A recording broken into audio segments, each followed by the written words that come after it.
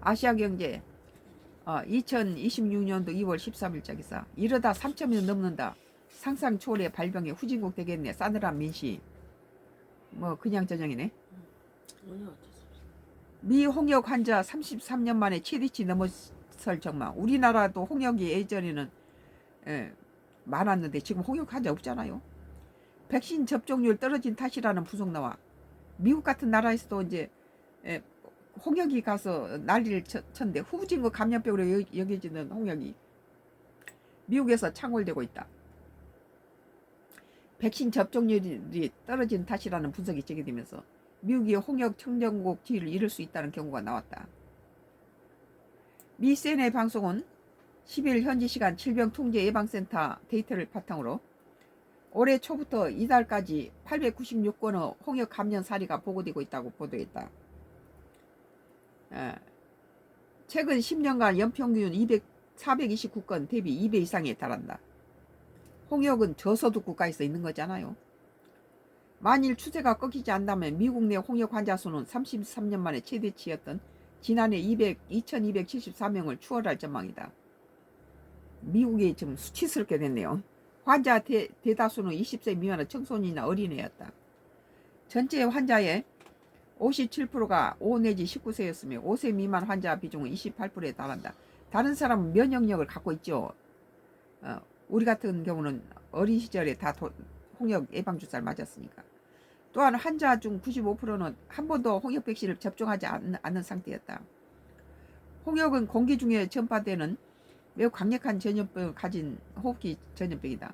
면역이 없는 사람은 홍역 환자와 접촉하면 90% 이상 확률로 감염된다. 그러나 백신 접종으로 충분히 예방이 가능하다. 이 때문에 예방 백신 접종이 철저히 미국 등 선진국은 이미 2000년 이후 홍역 청정국 지위를 얻었다. 우리도 1950년대에 뭐 전쟁 끝나고 나서도 다 홍역 주사 맞췄어요. 권보된다고.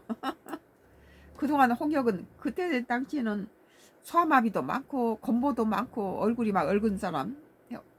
그 전쟁 후에 1950년대에서는 뭐 소아마비나 이렇게 홍역 걸려가지고 마마 얼굴에 이렇게 건보 자국이 있는 그런 사람이 많았어요.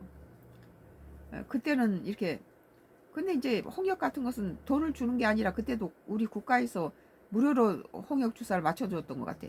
어린 시절에 이렇게 우리도 홍역 주사를 맞았는데, 그동안 홍역은 백신 보급이 미흡한 개발도상국에 나타나는 후진국형 감염병이라는 인식이 있었지만 최근 백신 접종이 떨어지는 미국에서는 홍역 발병 사례가 다시 고개를 들고 있다.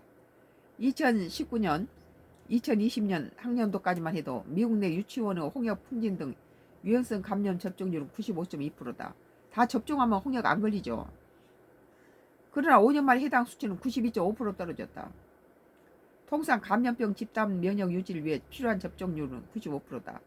이와 관련해 CDC는 홍역 발병이 1년 이상 이어지면 미국은 홍역 청정국 지위를 잃을 것이라고 경고했다. 트럼프 행정부 반백신 기조로 홍역 발병을 키웠다는 주장이 나온다.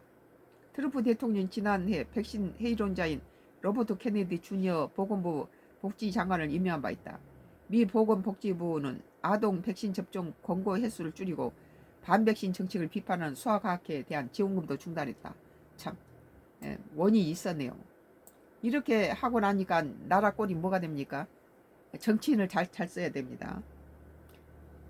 아시아경제 2026년도 2월 13일자 기사.